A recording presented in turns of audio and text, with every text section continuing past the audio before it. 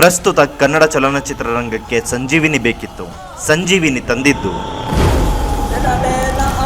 ಕಾಂತಾರ ಕಥೆ ಅಲ್ಲ, ಅದೊಂದು ದೊಡ್ಡ ದಂತಕಥೆ.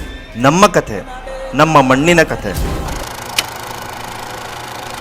ಕಾಂತಾರ ಅನ್ನೋ ಪ್ರದೇಶದಲ್ಲಿ ಹಲವಾರು ಶಿವಗಣಗಳ ಶಕ್ತಿ ನೆಲೆಸಿರುತ್ತೆ. ಇದರ ಬಗ್ಗೆ ಸುತ್ತಮುತ್ತಲಿನ ಪ್ರಾಂತ್ಯದವರಿಗೆ ತಿಳಿದಾಗ ಆ ಶಕ್ತಿನ ವಶಪಡಿಸ್ಕೋಬೇಕು ಅಂತ ಮುಂದಾಗ್ತಾರೆ. ಕಾಂತಾರದ ಜನ ತಮ್ಮ ದೈವವನ್ನ ಕಾಪಾಡ್ಕೊಳ್ತಾರಾ ಇಲ್ವಾ ಅನ್ನೋದನ್ನ ನೀವು ಸಿನಿಮಾದಲ್ಲೇ ನೋಡಬೇಕು. ರಿಷಬ್ ಶೆಟ್ಟಿ ಅವರ ನಟನೆ ನೆಕ್ಸ್ಟ್ ಲೆವೆಲ್ ಇದೆ ಅಂತಾನೆ ಹೇಳಬೇಕು. ಇವ್ರು ಬಿಟ್ರೆ ಬೇರೆ ಯಾರು ಈ ಪಾತ್ರನ ಮಾಡೋಕೆ ಸಾಧ್ಯನೇ ಇಲ್ಲ ಅನ್ನೋಷ್ಟರ ಮಟ್ಟಿಗೆ ಪರ್ಫಾರ್ಮೆನ್ಸ್ ಮಾಡಿದ್ದಾರೆ. ನಿರ್ದೇಶನದ ಜೊತೆಗೆ ನಟನೆ, ಅದು ಈ ರೇಂಜ್ಗೆ ಹಾರ್ಟ್ಫುಲ್ ಪರ್ಫಾರ್ಮೆನ್ಸ್. ಇದು ಸಾಧ್ಯ ಆಗೋದು one and only Rishab Shetty ಅವರಿಂದ ಮಾತ್ರ. ರುಕ್ಮಿಣಿ ವಸಂತ್ ಅವರು ಕನಕವತಿ ಲುಕ್ಕಲ್ಲಿ ಎಲ್ಲರ ಮನಸ್ಸನ್ನ ಸೆಳೆದಿದ್ದಾರೆ. ಇನ್ನ ತೆರೆ ಮೇಲೆ ಥಿಯೇಟರ್ ರಾಣಿಯಾಗಿ ಕಂಗೊಳಿಸಿದ್ದಾರೆ. ಇವರ ಸೈಲೆಂಟ್ ಸ್ಮೈಲ್ ಅಂಡ್ ಲುಕ್ ಈ ಸಿನಿಮಾಗೆ ಬಿಳಿ ಹಾಗೂ ಕಪ್ಪು ಬಣ್ಣದ ಫ್ಲೇವರ್ ಅನ್ನ ತಂದುಕೊಟ್ಟಿದೆ. ಗುಲ್ಶನ್ ದೇವಯ್ಯ ಅವರು ಕುಲಶೇಖರನ ಪಾತ್ರಕ್ಕೆ ನ್ಯಾಯವನ್ನ ಒದಗಿಸಿದ್ದಾರೆ. ವಿಡಂಬನಾತ್ಮಕ ಹಾಸ್ಯ, ಕುಡಿತ, ಚಟ, ಕ್ರೌರ್ಯಗಳನ್ನು ಒಳಗೊಂಡಿರುವ ರಾಜ ಹೇಗಿರ್ತಾನೆ ಅನ್ನೋದನ್ನ ತಮ್ಮ ಅಭಿನಯದ ಮುಖಾಂತರ ತೆರೆ ಮೇಲೆ ನೈಜವಾಗಿ ತಂದಿದ್ದಾರೆ. ಜಯರಾಮ್ ಅವರು ತಮಗೆ ಸಿಕ್ಕ ಸ್ಪೇಸ್ ನಲ್ಲಿ ರಾಜನ ಗತ್ತು ಗಾಂಭೀರ್ಯದಿಂದ ಎಲ್ಲರ ಮನಸ್ಸನ್ನ ಸೆಳಿತಾರೆ. ಕನ್ನಡದ ಹಾಸ್ಯ ನಟ ರಾಕೇಶ್ ಪೂಜಾರಿ ಅವರ ಕಾಮಿಡಿ ಸೆನ್ಸ್ ಸಿನಿಮಾದಲ್ಲಿ ತುಂಬಾನೇ ಚೆನ್ನಾಗಿ ವರ್ಕ್ ಆಗಿದೆ. ರಿಷಬ್ ಹಾಗೂ ರಾಕೇಶ್ ಅವರ ಕಾಂಬಿನೇಷನ್ ಸೀನ್ ತುಂಬಾನೇ ಎಂಟರ್ಟೈನ್ ಆಗಿದೆ. ಶಿವನ ಗಣಗಳು ಯಾರು, ಯಾತಕ್ಕೋಸ್ಕರ ಭೂಮಿಗೆ ಬಂದ್ರು, ಅವರು ಎಲ್ಲಿ ನೆಲೆಸಿದ್ದಾರೆ, ಅವರ ಶಕ್ತಿ ಎಂತದ್ದು ಅನ್ನೋದನ್ನ ತುಂಬಾ ಚೆನ್ನಾಗಿ ಚಿತ್ರಿಸಿ ಬಣ್ಣಿಸಿದ್ದಾರೆ. ಟ್ರೈಲರ್ ಹೇಗೆ ಶುರುವಾಗಿತ್ತೋ ಸಿನಿಮಾ ಅಲ್ಲಿಂದನೇ ಆರಂಭ ಆಗುತ್ತೆ. ಫಸ್ಟ್ ಹಾಫ್ ಅಲ್ಲಿ ಕಾಂತಾರದ ಜನ ಹೇಗೆ ರಾಜರ ಶೋಷಣೆಗೆ ಒಳಗಾಗಿದ್ರು, ಕಾಂತಾರದ ಸುತ್ತಮುತ್ತಲಿನ ಪ್ರದೇಶಗಳು ಹೇಗಿವೆ, ಅಲ್ಲಿನ ರಹಸ್ಯಗಳನ್ನ ಬಿಚ್ಚಿಡ್ತಾರೆ.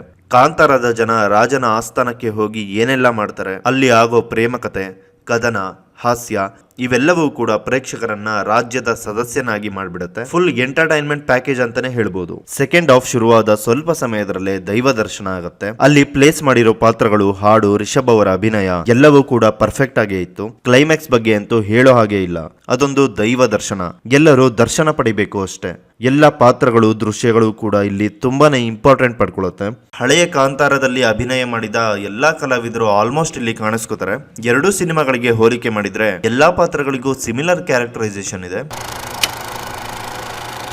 ಬಿ ಅಜನೀತ್ ಲೋಕನಾಥ್ ಅವರು ನಟನೆ ಮಾಡಿಲ್ಲ ಅಷ್ಟೇ, ಆದ್ರೆ ಸಿನಿಮಾ ಪೂರ್ತಿ ಕಾಣಿಸ್ಕೋತಾರೆ. ನನ್ನ ಫೇವ್ರೆಟ್ ಸಾಂಗ್ ಬ್ರಹ್ಮಕಳಶ ಅದ್ಭುತವಾಗಿ ಮೂಡಿ ಬಂದಿದೆ. ಶಿವನ ದರ್ಶನ ಆಯಿತು. Back ground music, song, BGM ಪ್ರೇಕ್ಷಕರ ಮೈ ನವರಿಳಿಸುವಲ್ಲಿ ಎಲ್ಲೂ ಸೋತಿಲ್ಲ. ಅಜನೀತ್ ಅವರು ರಿಷಬ್ ಅವರಿಗೆ ಸಾಥ್ ಕೊಟ್ಟು ಸಿನಿಮಾನ ನೆಕ್ಸ್ಟ್ ಲೆವೆಲ್ಗೆ ತಗೊಂಡೋಗ್ತೀನಿ ಗುರು ಅಂತ ಹೇಳೋ ರೀತಿ ಅವ್ರ ಪ್ರೆಸೆಂಟೇಷನ್ ಇತ್ತು. ರಿಷಬ್ ಶೆಟ್ಟಿ ಅನ್ನೋ ಎನರ್ಜಿನೇ ಸಿನಿಮಾಗೆ ಪಾಸಿಟಿವ್ ಆಗಿ ನಿಂತಿದೆ. ಯಾವ ಸಿನಿಮಾದಲ್ಲೂ ನೋಡೋಕೆ ಸಿಗದಂತಹ ಹಲವಾರು ಸರ್ಪ್ರೈಸ್ ಮೂಮೆಂಟ್ ಈ ಸಿನಿಮಾದಲ್ಲಿ ಸಿಗತ್ತೆ. ಒಂದೊಂದು ಪಾತ್ರದ ಒಂದೊಂದು ದೃಶ್ಯದ ರೀಲಿಂಕ್ ಮಾಡಿರೋ ಶೈಲಿ ತುಂಬಾನೇ ಇಷ್ಟ ಆಯ್ತು. ಸಿಜಿ ವರ್ಕ್, ವಿಜುವಲ್ ಎಫೆಕ್ಟ್ ಪ್ರೇಕ್ಷಕರನ್ನ ಕಾಂತಾರ ಲೋಕಕ್ಕೆ ಕರ್ಕೊಂಡು ಹೋಗಿದೆ. ಸಾಹಸ ದೃಶ್ಯಗಳು ತುಂಬಾನೇ ನೈಜವಾಗಿ ಮೂಡಿ ಬಂದಿದೆ. ಕಾಂತಾರದ ಮಡಿಲಲ್ಲಿರೋ ಒಳ ಪ್ರಪಂಚವನ್ನ ಲೋಕಾರ್ಪಣೆ ಮಾಡುವ ಪ್ರಯತ್ನ ಆಗಿದೆ.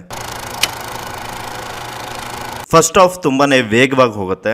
ಪ್ರೇಕ್ಷಕನಿಗೆ ಅರಗಿಸಿಕೊಳ್ಳೋಕೆ ಸ್ವಲ್ಪ ಸಮಯ ಬೇಕಿತ್ತು ಅನ್ನಿಸ್ತು. ಒಂದು ಹಾಡಿದ್ರೆ ಅಷ್ಟೊಂದು ಗೊಂದಲ ಆಗ್ತಿರ್ಲಿಲ್ವೇನೋ. ಹಿಂದಿನ ಕಾಂತಾರ ಸಿನಿಮಾದ ಛಾಯೆಯೇ ಅಧ್ಯಾಯ 1ರಲ್ಲೂ ಮೂಡಿ ಬಂದಿದೆ. ಕಾಂತಾರದ ಒಳ ಪ್ರಪಂಚವನ್ನ ಇನ್ನಷ್ಟು ವೈಭವದಿಂದ ತೋರಿಸಬಹುದಿತ್ತು. ಕಾಂತಾರ ಅಧ್ಯಾಯ 2 ಬರ್ತಾ ಇದೆ, ಕಾದು ನೋಡೋಣ, ಅಲ್ಲಿ ಈ ಅಂಶಗಳು ಇರಬಹುದೇನೋ. ಅನ್ಸಿದ್ದನ್ನ ಹೇಳಿದ್ದೀನಿ. ಮುಂದಿನ ವಿಡಿಯೋದಲ್ಲಿ ಸಿಗೋಣ. ಧನ್ಯವಾದಗಳು.